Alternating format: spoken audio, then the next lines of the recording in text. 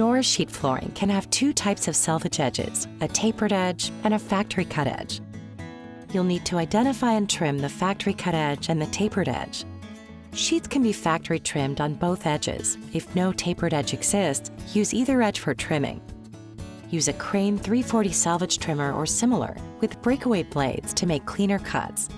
Underscribe tools are not recommended for seam cutting. You must add Velcro to the underside of the trimmer to avoid marking the flooring. Add a second layer under the blade side to give the trimmer the correct angle required for unwelded seams.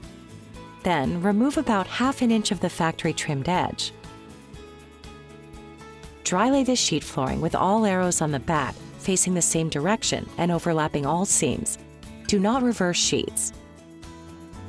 Trim or cut down sheets and fit to the walls. The trimmed sheets will overlap the untrimmed edges and measure a maximum of 48 inches to the next trimmed edge. Make relief cuts as required so the sheets lay flat and to avoid tears. Use a Nora knife with a straight utility blade set to the thickness of the flooring to carefully trace cut the entire seam. Use a utility knife vertically with the same type of straight blade to finish the cut at each end of the seam at the walls.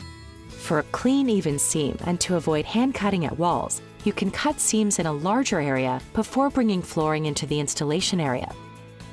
Finish cutting the seam using a hook blade utility knife to provide a very slight undercut. And carefully remove the excess material. The finished dimension on the width should be 48 inches after seam cutting. Continue this process one sheet at a time until the area is completed.